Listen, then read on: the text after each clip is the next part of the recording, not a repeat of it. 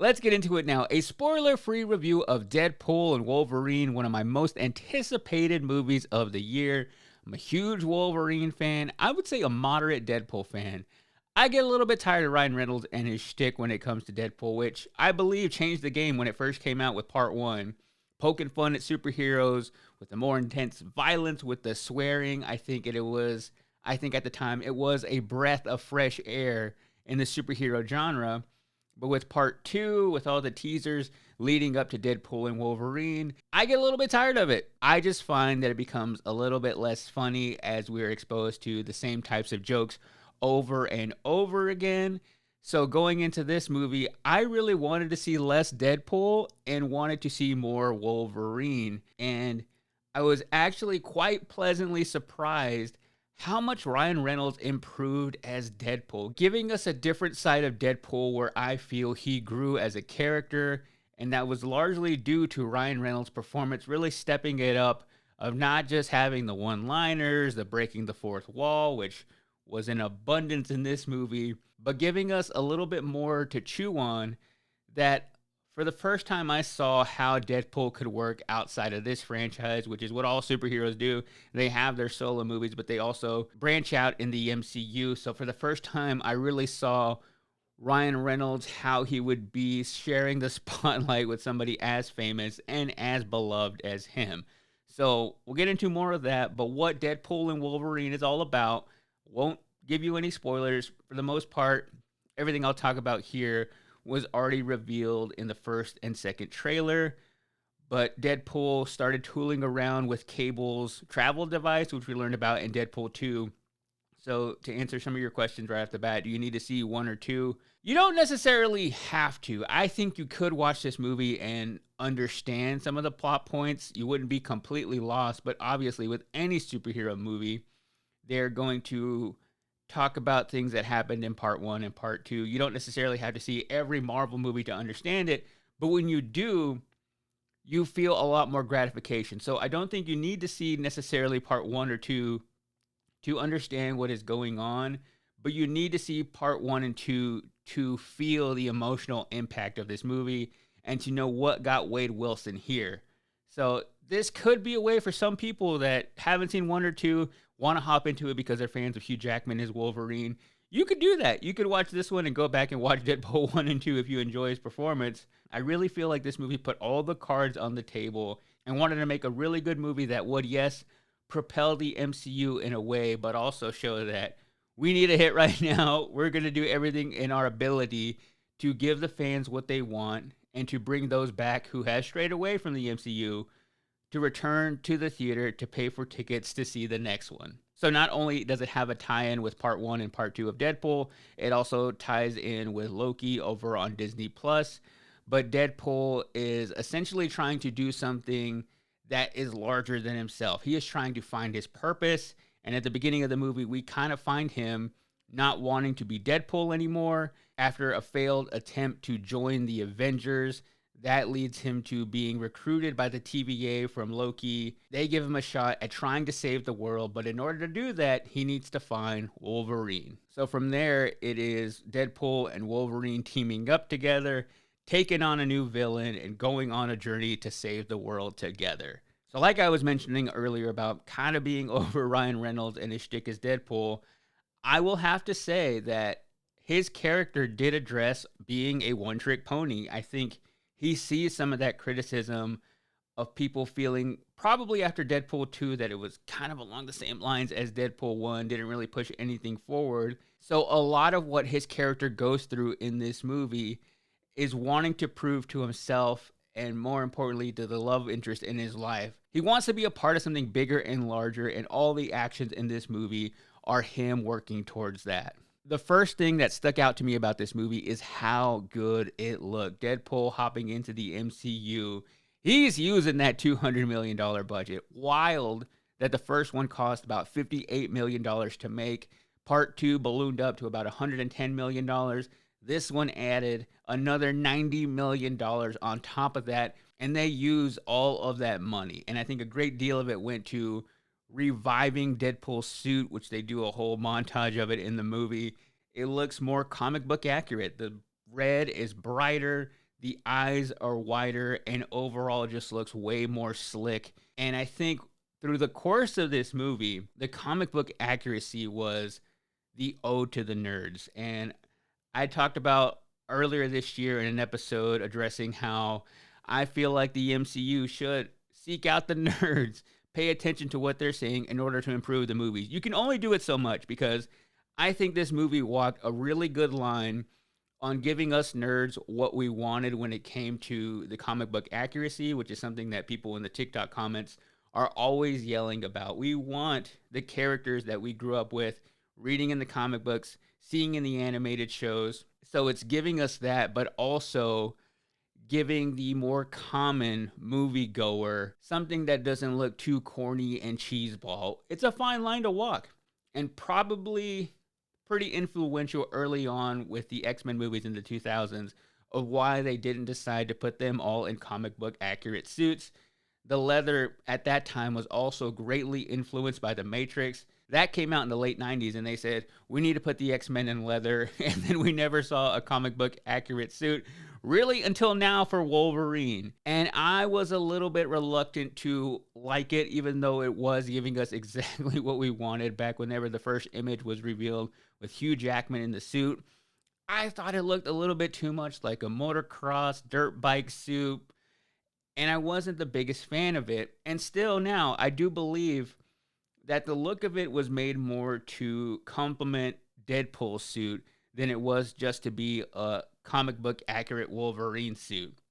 So I think in order for them to match on screen, so I think that's the reason why it has some of those textures on it that I'm not the biggest fan of. And for me, looking behind me on the set here, that Wolverine, that X-Men 97 that I feel would be probably more yellow spandex, probably wouldn't look that great on screen, even though that's what I want. And sometimes you can't give fans exactly what they want, and this is probably an example of that. So this is a case that I know I'm being irrational in wanting that, because if you gave us that, it probably wouldn't look that good, and then I would still find a way to complain. So I am one of those people who's probably too hard to please on this. And I also know that sometimes it is hard to make a 2D image like that, even though that's a figure behind me right now. So if you're not watching on YouTube, you have to go and look at the set. But bringing any 2D character, whether it be from a comic book or a TV show, and putting them in the real world, you're gonna have some obstacles that you can't get over. But overall, I think the suit looked fantastic for both Deadpool, and I grew to love the Wolverine suit, especially the explanation they gave addressing why he is wearing it and really addressing and answering a lot of questions that I had going into this movie. I felt like they knew people were coming in with some hesitations and we're going to wonder a lot about what Wolverine this is and why Hugh Jackman is back playing them. And they laid everything out, and I was satisfied with those answers. And the other thing they gave us that I felt was A plus was whenever Deadpool first goes and tries to find and locate Wolverine, they gave us a montage of Wolverine variants. This scene in particular, even though it wasn't even that long, was for all the nerds, which is what I enjoyed that this movie continued to throw in there, because there were so many different variants from the comic books, the TV shows, just figures. And even though they were very quick, they were all images and costumes that I just never thought I would see on the big screen. So again, walking that line of giving the nerds what they want, but also giving just... So I think that was a pretty big deal to give the nerds what they want, because I feel like not everybody probably understood all of these variants and what they meant. But that was probably one of my favorite scenes out of the entire movie. And that mixed with some really great fight scenes between Deadpool and Wolverine, which is what we had glimpses of in the trailer. But I feel out of all the fight scenes that went down in this movie, those were the ones where I was the most engaged, because they do not hold anything back. And what I really love, which was probably my favorite detail, was how ferocious they made Wolverine's fighting style. This was the most animalistic he has ever looked, like running on all fours. I feel like Hugh Jackman played this character much differently, which is probably hard to do. He's been playing the character for 24 years now.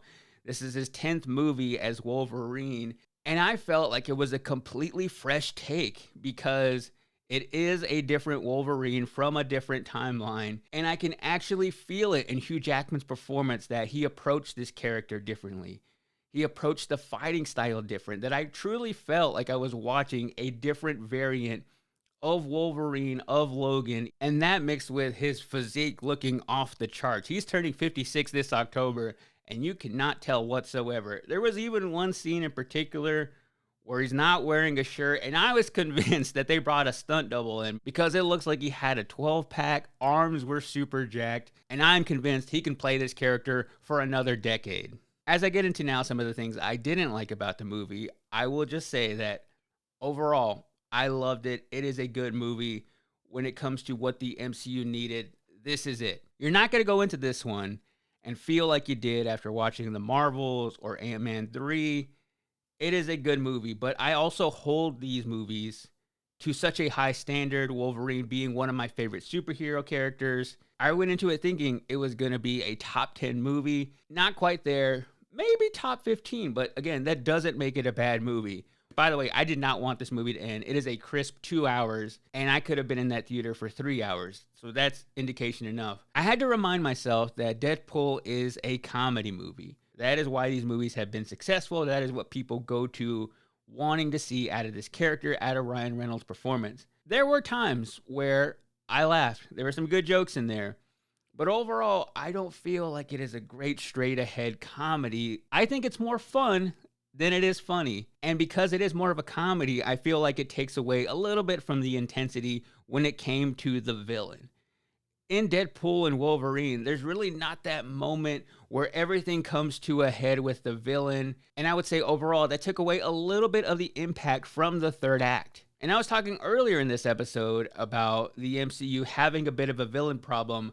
I almost felt like the villain was wasted in this movie. And I think that's probably because with Deadpool and Wolverine being such big characters, you want to give them all the screen time. For the majority of this movie, it was Ryan Reynolds and Hugh Jackman battling for lines, even pointing out directly when an extra would get a line like, oh, hey, don't let you speak. So I could see their egos coming out of who is going to be dominating this movie more. I think it adds to the fun nature of it. Them poking jabs at each other's characters, but also at each other's personal lives a little bit, with it breaking that fourth wall, with it being so meta. And I would say I'm somebody who has kind of gotten away from expecting really big cameos in Marvel movies. They become a little bit of a crutch, I feel, to get people excited. But I really felt this movie did it well, keeping it under wraps. And at times, I feel like it was kind of needed. It needed that big pop moment. And there were really unexpected ones, which is what I enjoy. Sometimes giving me something that I didn't even know I wanted. So overall, I felt like this movie was a great time. It flew by at 2 hours. A rare case that I even wanted to stay and watch the post-credit scene. But when it comes to rating this movie, I do have to judge it a little bit differently because I have to weigh it among all the movies in the MCU. That is just what happens now. Being the 34th movie, I have to think, is it top 10? My top 10 Marvel movies, I would all put at 5s. And that is a tough top 10 to break. And as much as I enjoyed all the aspects, as much of the things they got right and gave all the fans just some real gratification of here, you've been asking for this, here it is, enjoy. I was expecting to leave the same way I left No Way Home, of just this overwhelming joy, and I didn't really get that from this movie, even though I thoroughly enjoyed it. So without that feeling, I don't think it is a top 10. I also have to think about rewatchability, because I feel like a lot of these jokes have a really small shelf life. They reference things that are very specific to the times. So rewatching this movie in another 5 years, all those jokes might not land the same way because the entire landscape of the MCU is probably going to be much different. But for right now, the jokes probably land a lot more. I just think they won't age as well. I give it a 4 out of 5 claws, and that is only because I don't think it's top 10, which would be 5 out of 5. I would really, really have to consider it putting in the top 15, which is what I would consider that 4.5 out of 5 rating. But overall, it gives me a lot of hope. I also think of what all had to go right just to get that first Deadpool movie, and now it is a certified franchise. So it definitely just leaves me excited of all what's to come with the character, especially now that he's with Wolverine. I do want to do a spoiler version of this review to talk about all the cameos, to talk about more of the plot points. So definitely be on the lookout on the feed for that review. But again, I give it 4 out of 5 claws.